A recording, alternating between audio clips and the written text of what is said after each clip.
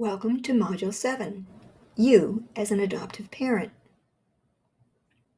Presented and created by the coaches at Growing Intentional Families Together to help you grow a happier, healthier adoptive family.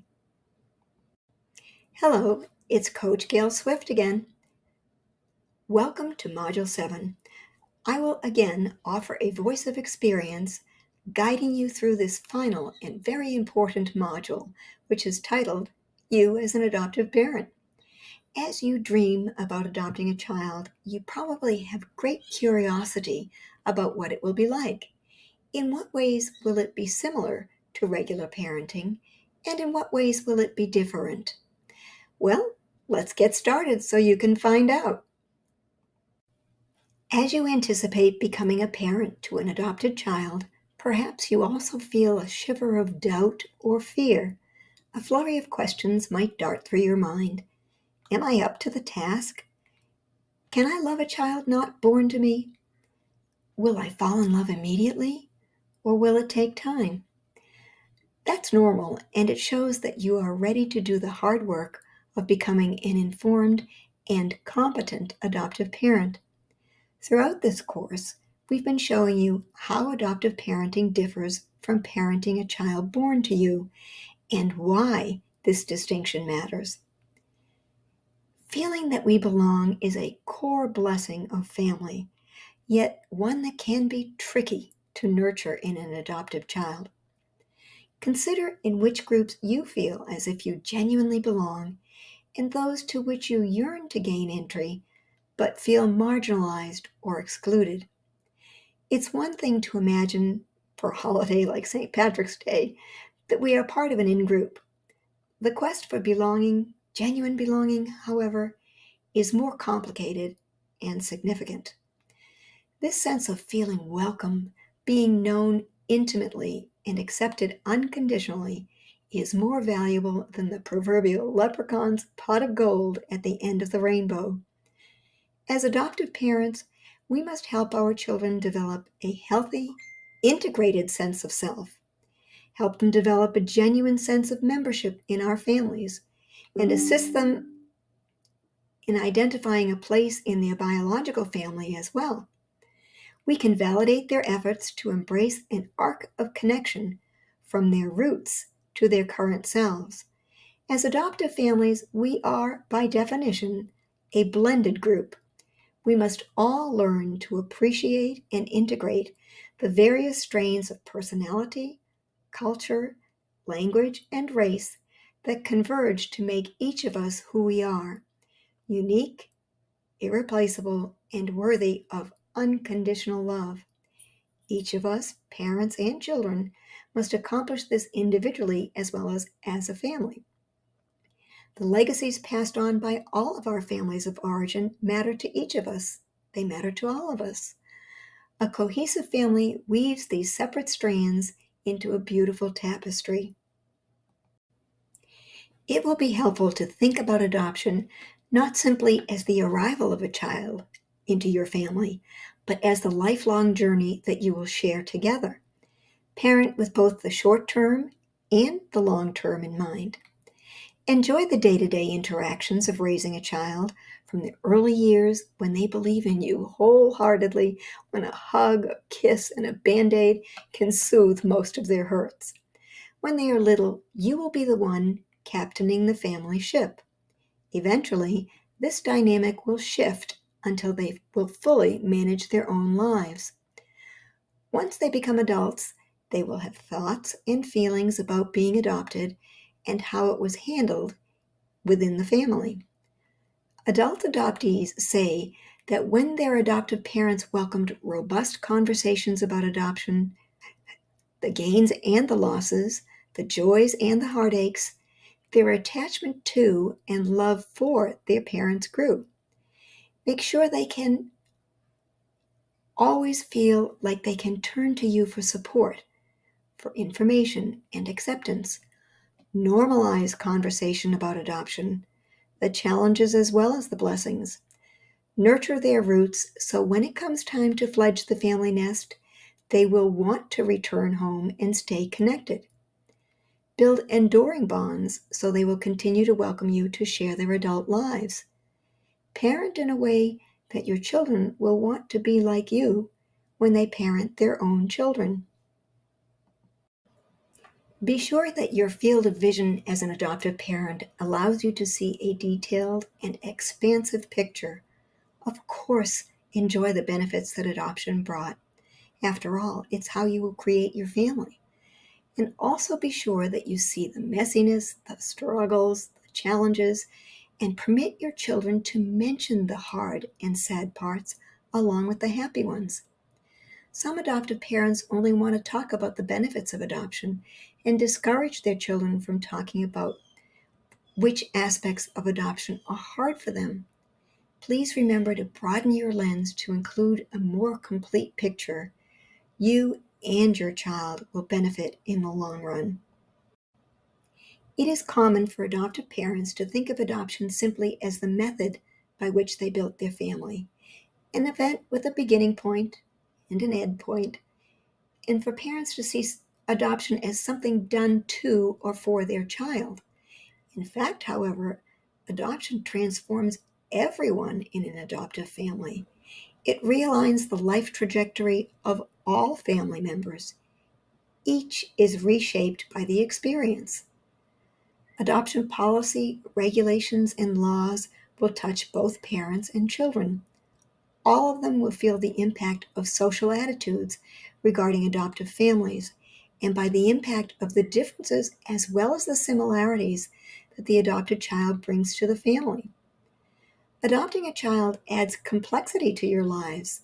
The culture and traditions of your family will expand to include the culture and traditions of your child's ancestry. And if an issue affects your child, it will affect the entire family. It will not fall solely on their shoulders. It should not fall solely on their shoulders. For example, if you adopt transracially, racial equity, diversity, and inclusion will be important to the family. You will be unable and unwilling to sit on the sidelines, leaving the hard work of social change to others. Issues will become a high priority to you personally because you love your child. Many responsibilities come with the privilege of being an adoptive parent. One of the most important responsibilities of this privilege is to commit to education and preparation, specifically adoption attunement and adoption competency. As you take a deep dive into learning about the needs of adopted children, you begin to discern important distinctions between being an adoptive parent and being a bio parent.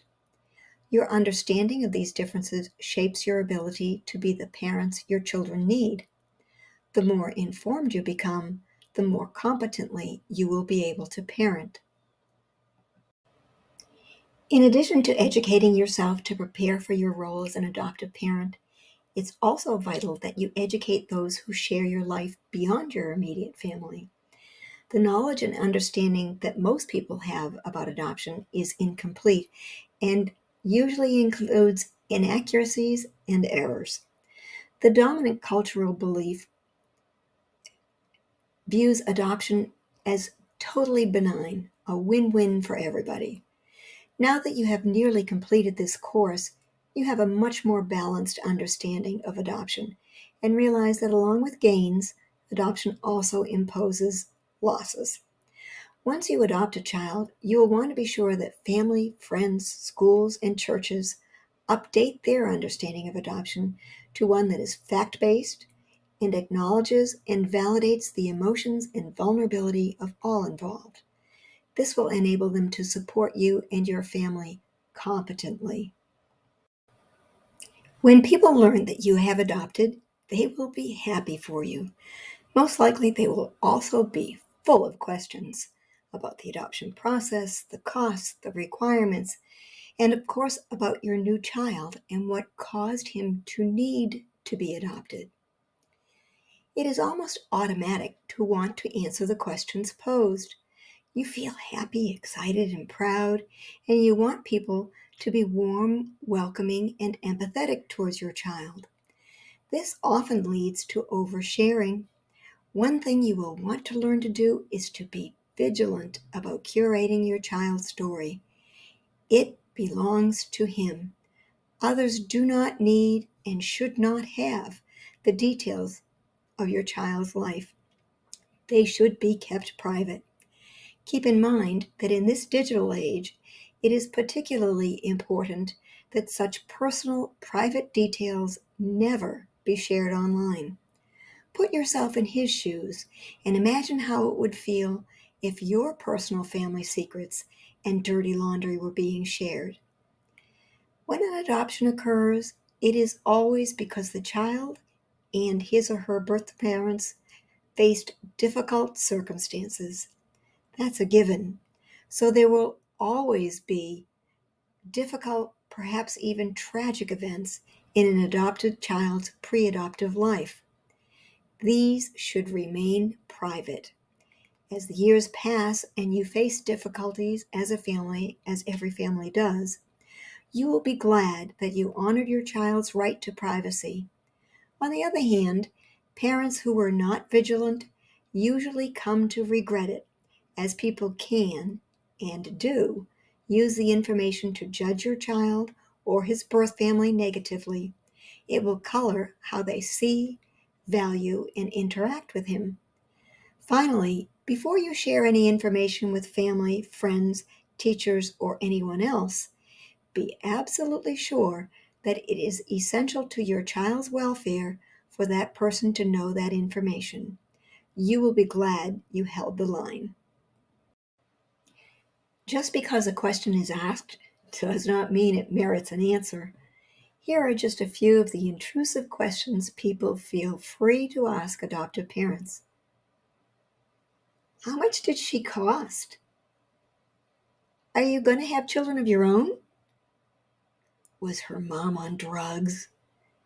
Why did they take him away? Are you going to tell him he's adopted? Certainly, these questions are deeply personal and not ones you wish to discuss with a stranger.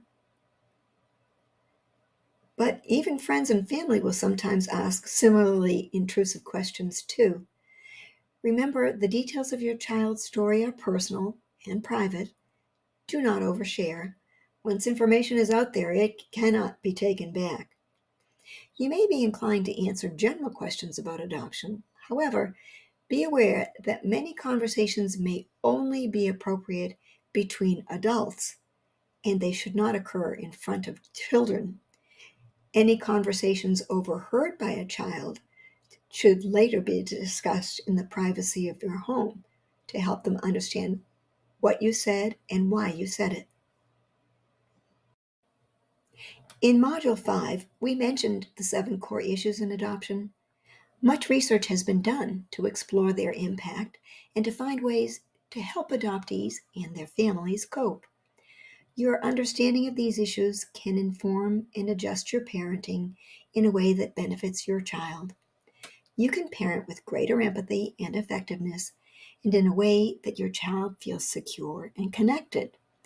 Weaving this sense of connectivity is particularly important in adoptive families because your child's initial attachment bonds with their birth parents have been broken, leaving them feeling uprooted and unsteady. Growing new roots takes time and effort. Thus, it makes great sense to be intentional about building and sustaining strong attachments, healthy relationships, and connection. For example, because most adoptees have a driving need for control, it is likely that your child will as well. So look for key ways to give him choices and allow him the sense of control he seeks. Keep in mind that his need for control is not because he wants to be difficult or uncooperative. It's because his brain views control as a way to ensure his safety, which is, after all, a key human need that we all share. Reducing the instances where your child has zero input will help him feel more secure. This also tends to lessen the frequency and intensity of parent-child conflict. This doesn't mean allowing your child to run the family. On the contrary, it's a way to manage the family by meeting his needs better. Kids who experience reasonable amounts of choice resist less when parents do have to impose a limit or boundary. And since most adopted children are very sensitive to rejection, remember to factor that into your parenting responses as well, especially when it comes to discipline. For example, nowadays, most families use time out as a way of helping a child reset their behavior. But a timeout echoes rejection and tends to trigger fear of abandonment in adopted children. It may sound over exaggerated, however, to a child's immature brain, it feels real. After all, he's already lost his first family. He surely does not want to lose this one. So once his fear is activated, he will have very little attention left to focus on adjusting his behavior. Time ins work better in families built through adoption. Instead of sending your child away, keep him close. Declare the time in so you both understand what's happening and remain quiet. Resist the urge to lecture. His brain is shut down and won't absorb it anyway. Both of you need time to settle. Remember, your behavior will serve as a model of how an adult self regulates. Because he's a child, he does not yet have that skill and needs to learn it from you. Later, you can discuss the behavior, what triggered it, how to find more effective ways of getting his needs met, etc. Finally, keep in mind that the influence of the 7 core issues is essentially unconscious. Yet, even though it is not intentional, it still exerts a potent influence on his thoughts, feelings, and behavior. To learn even more about this topic, read Rosia M. Maxon's book featured in this slide. Over the years, as we have coached adoptive families, we have learned some common regrets from adoptive parents. Listen to a few of the regrets they shared. I wished I had asked more questions. I wish I had gathered more information about my child's birth family.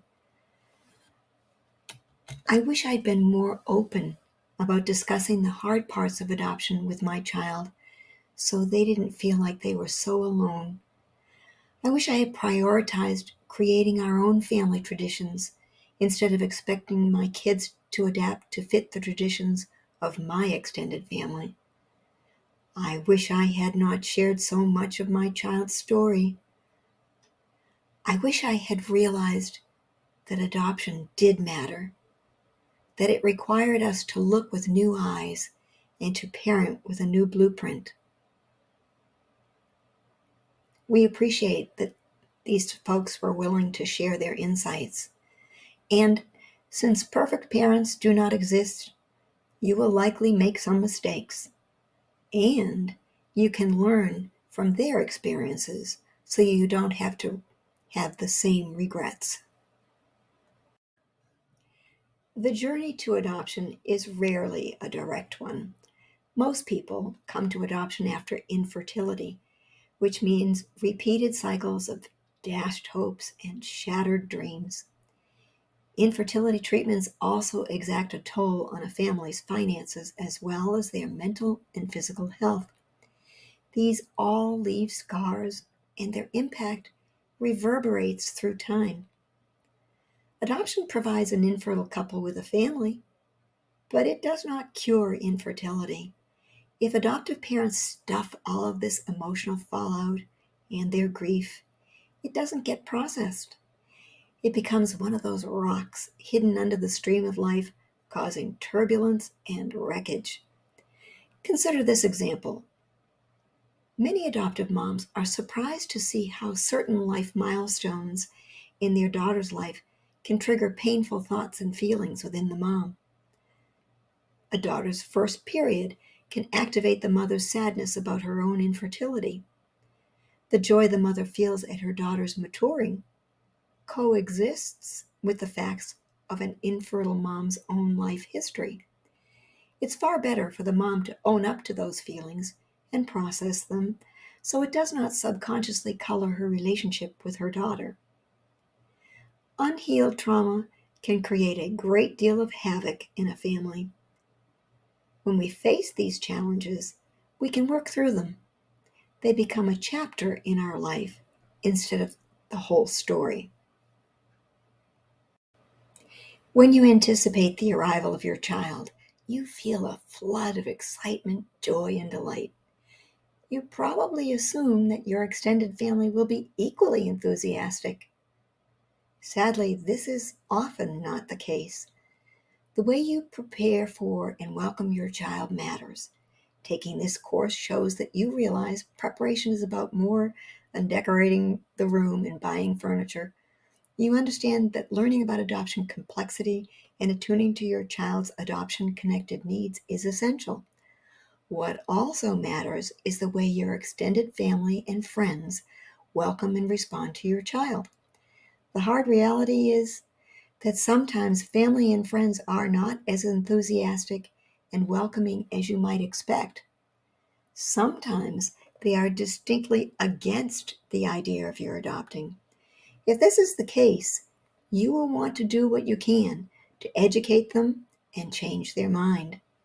If you cannot turn them around, you will have some important decisions to make. Protecting your child must be your primary goal. It may become necessary to set some important boundaries with family members. If relatives cannot welcome and include your child, you may need to exclude those relatives from your life until they can accept and welcome your child. Sometimes they simply need a little time to warm up to the idea. In fact, when adoption was first suggested to you, it likely took you a bit of thoughtful consideration before you decided that adoption would be the way you would build your family. But occasionally, some grandparents and extended family never fully warm up to the idea. They may be pleasant to your child, but never actually form a loving attachment to them. In a few families, people can be obviously cool to your child, and when it comes to holidays and birthdays, the lack of connection can be seen in the difference in the presents they choose for your child as compared to the ones they give to other grandchildren or nieces and nephews related to them biologically. In some extreme cases, relatives may refuse to meet and or engage with your child because they do not consider your child real family. When such unwelcoming attitudes occur, it is vital that the adoptive parents call it out and attempt to help reluctant family to accept your child as a full-fledged member of the family. When that is impossible, it is essential to protect your child from exposure to that person. Shelter your child from instances where they will feel this person's rejection. Be honest if and when your child mentions that Grandma or Uncle John doesn't like them. It's important not to minimize or sweep this truth under the rug. That kind of gaslighting is detrimental to your child's mental health and damaging to your parent-child relationship. As we mentioned several times in this course, sensitivity to rejection is one of the 7 core issues of adoption. So adoptive parents will want to protect their child from rejection within your nuclear family. Educate your family on adoption complexity before your child joins your family. Always be absolutely honest with yourself about your extended family's enthusiasm or lack of it.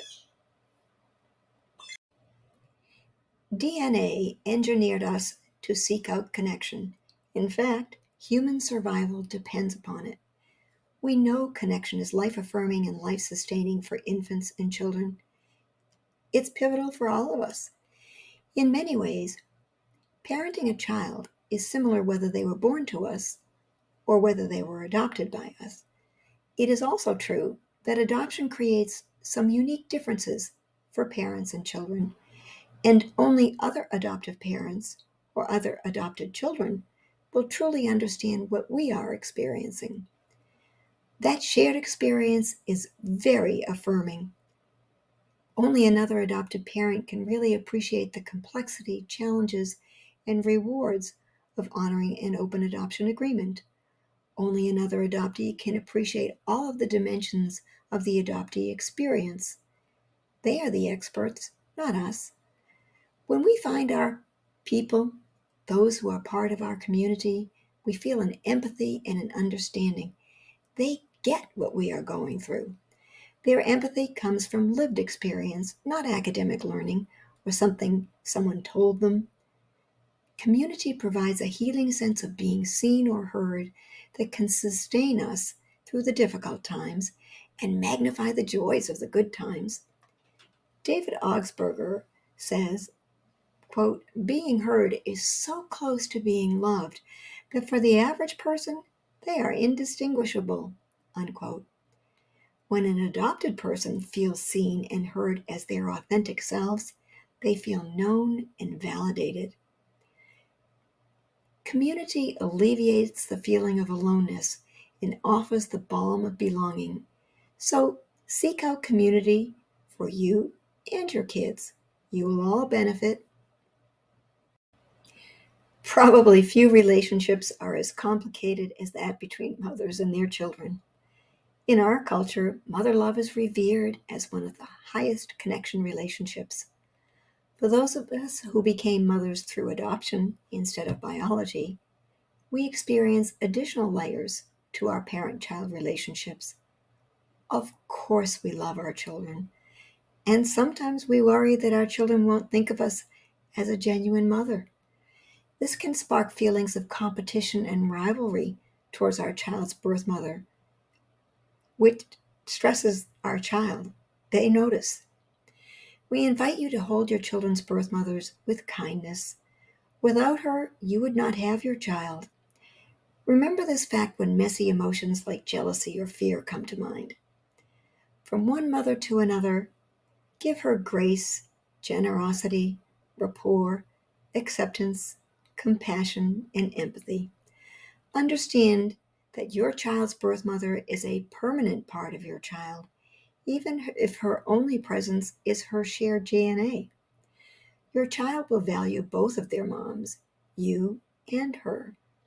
Refrain from suggesting, either subtly or overtly, that your child must prefer you over her birth mother.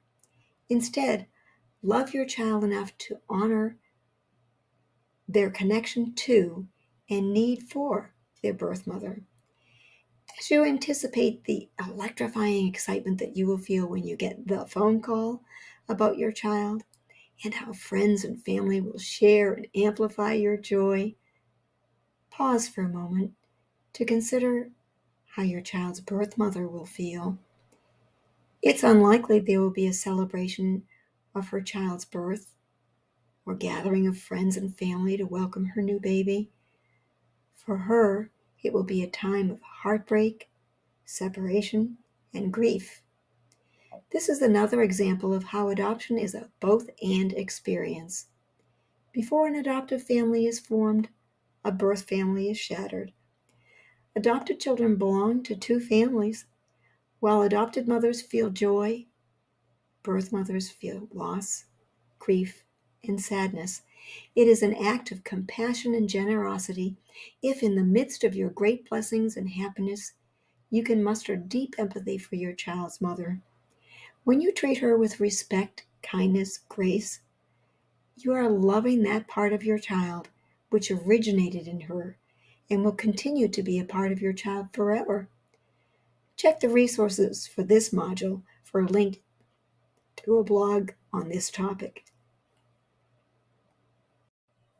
When an adoption is being arranged, you, the hopeful parents, have little control. The agency, social worker, and/or the expectant mother will decide who will eventually parent the child. They and the attorney will hammer out the details of the placement agreement. Whatever you agree to do, it is important that those promises be grounded in reality. Nowadays, it's common for hopeful parents to agree to an expectant mother's request for an open adoption. This promise must be genuine and not simply an incentive intended to persuade her to place her child with you. While prospective adoptive parents have very little power and control before the baby is born, after the baby is born, the balance of power shifts.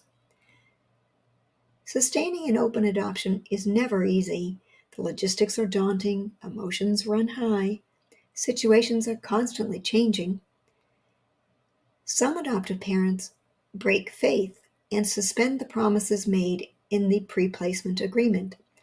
For your child's sake, it is important to look for ways to make it work rather than reasons to close.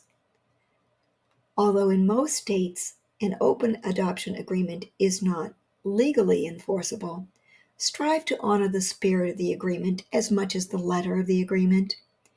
It may help to keep in mind how much you yearned to become a parent and that this mother made it happen.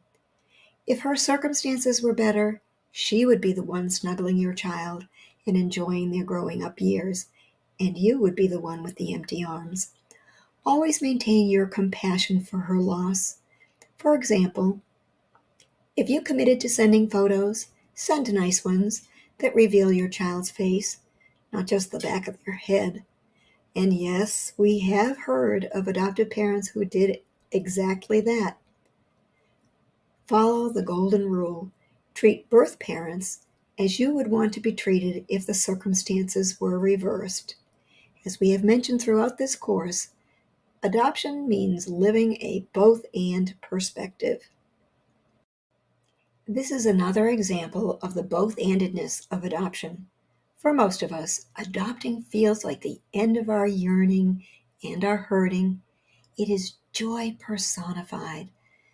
Balance this point of view with a hearty dose of reality, though.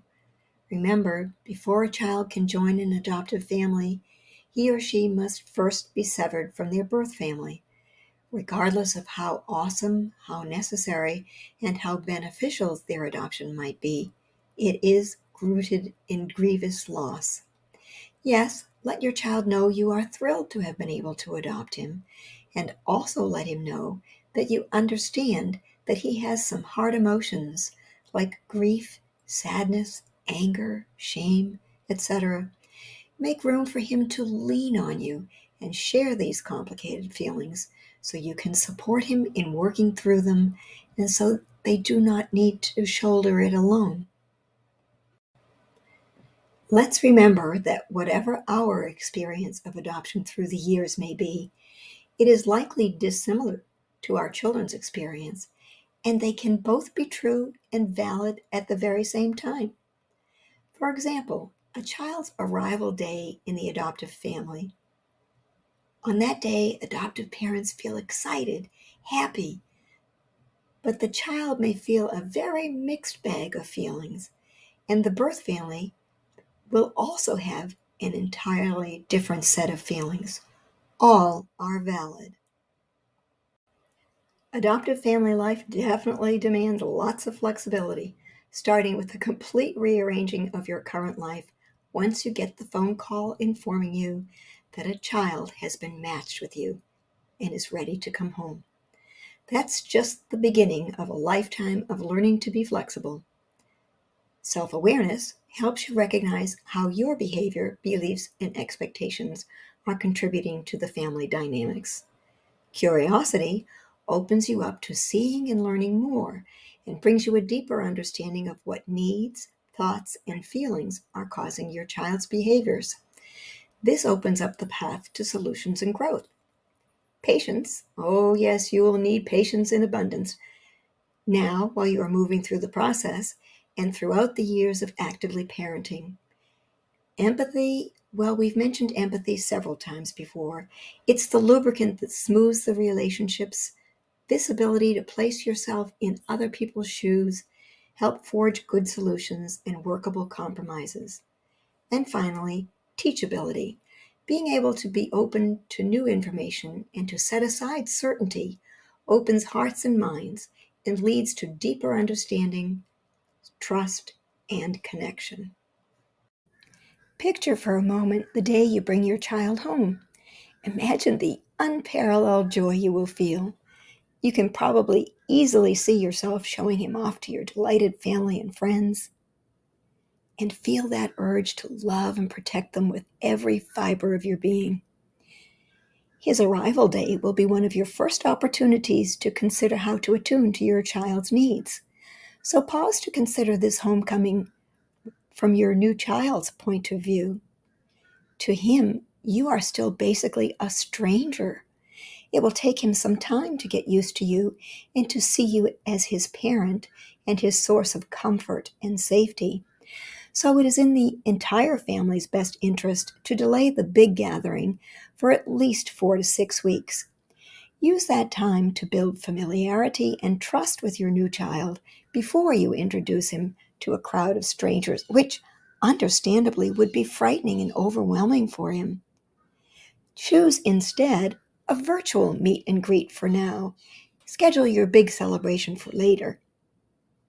Focus on cocooning together, just new parents and new child.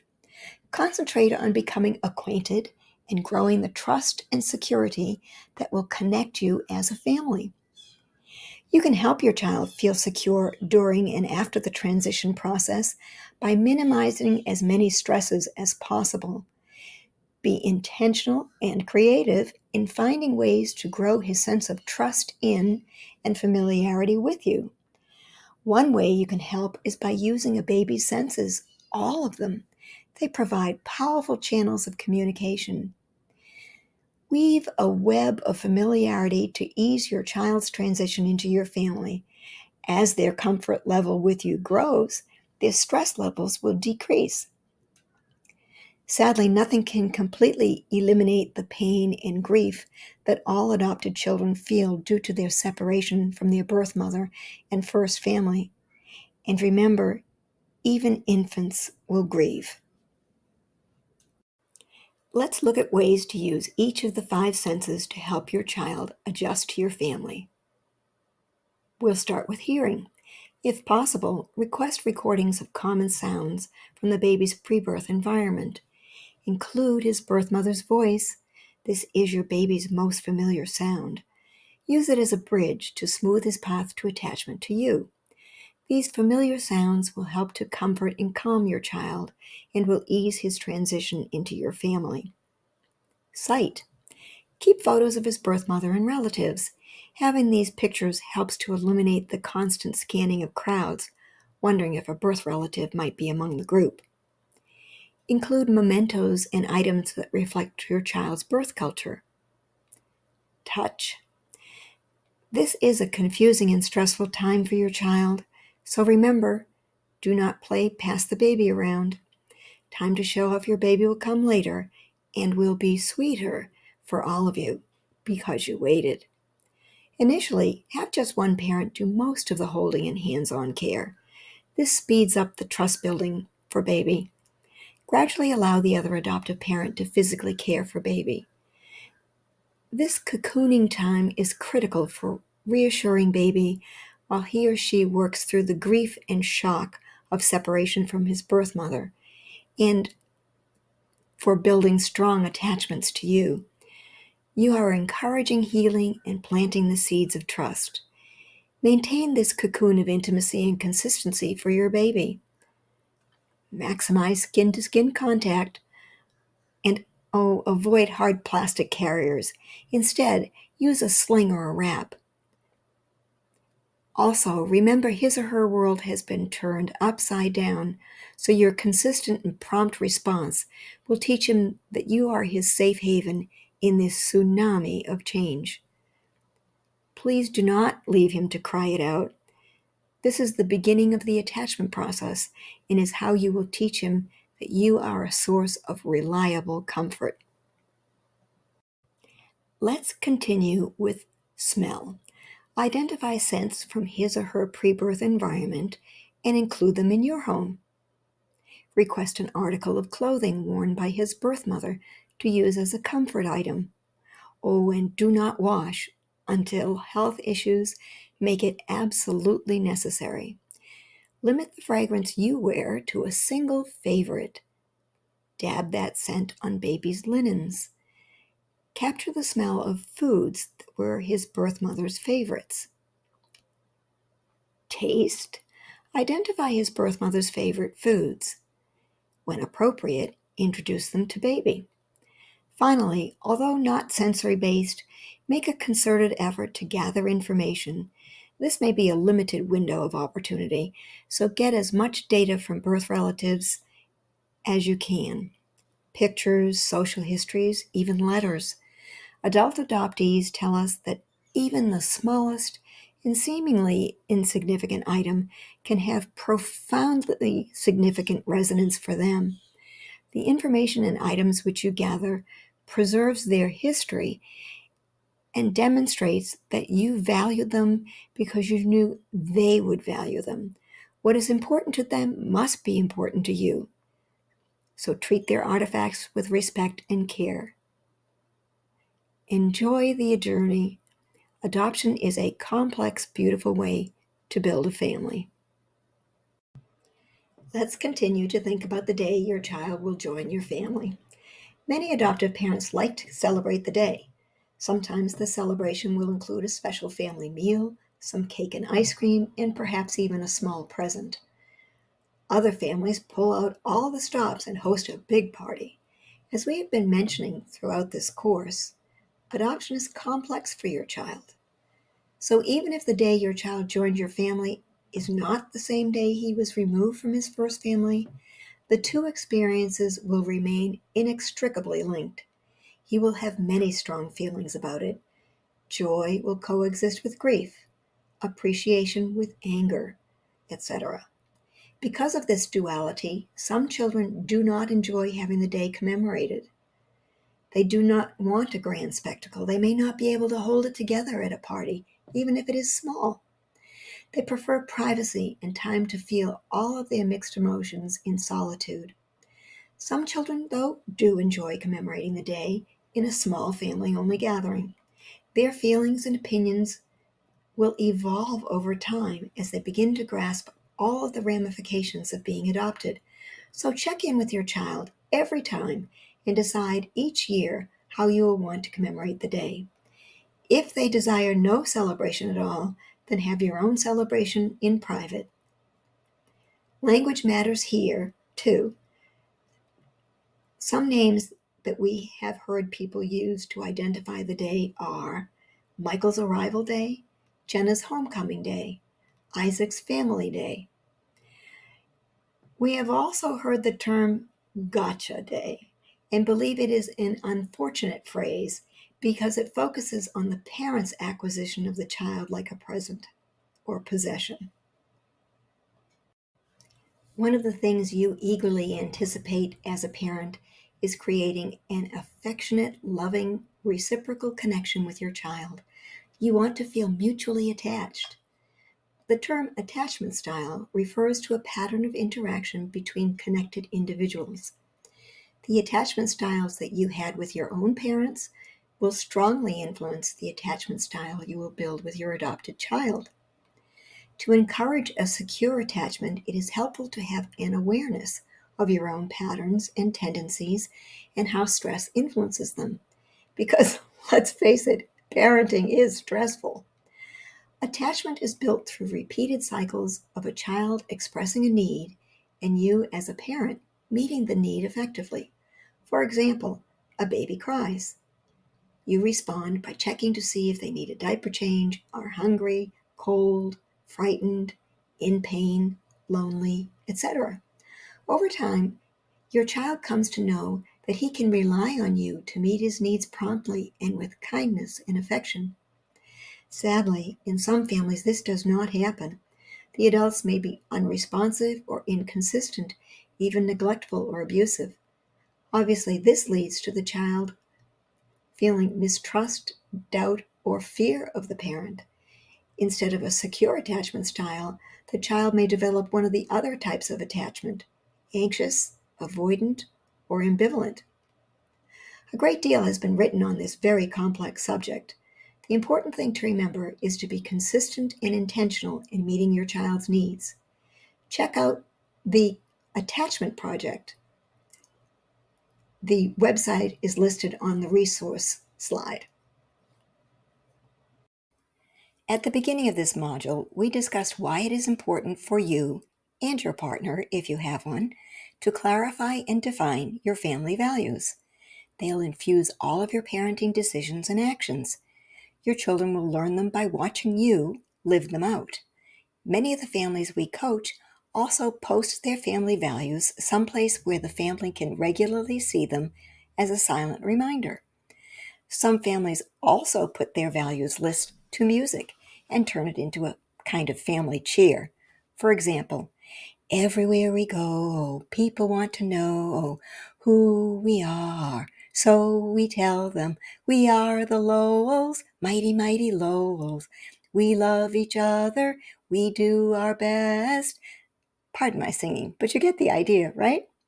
You could also turn it into a song instead of a chant.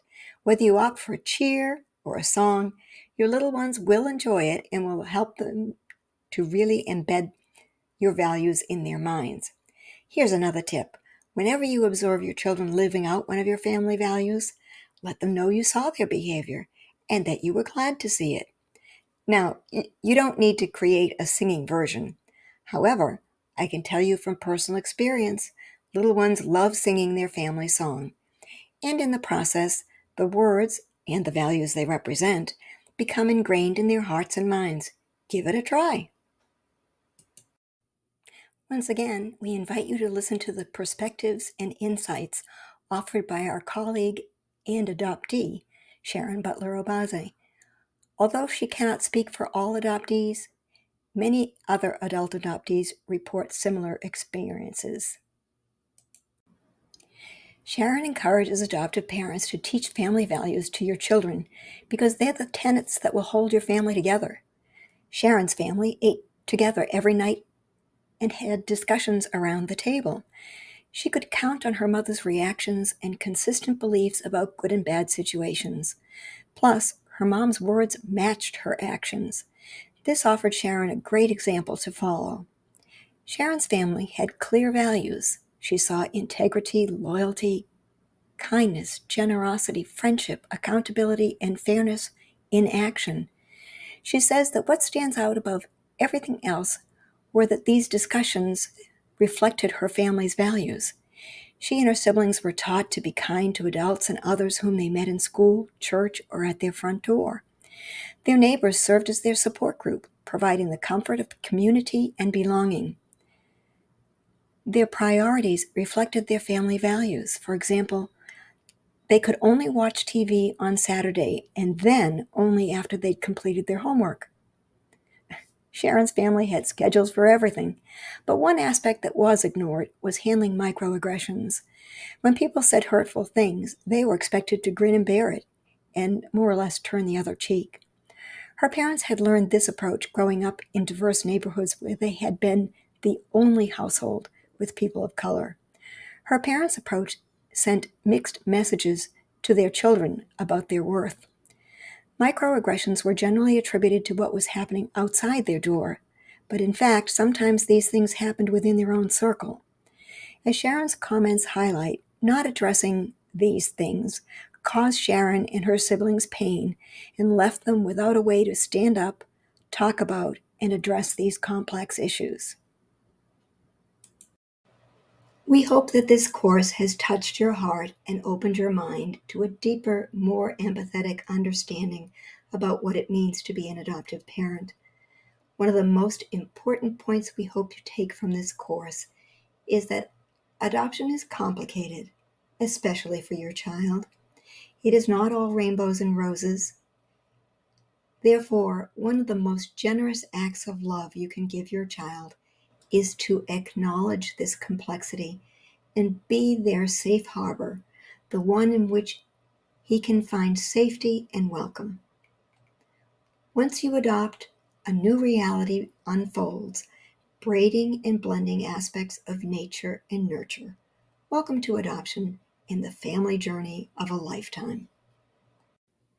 We'd like to conclude this course with a final thought from Thomas Merton, who wrote, quote, "The beginning of love is to let those we love be perfectly themselves and not twist them to be our own image.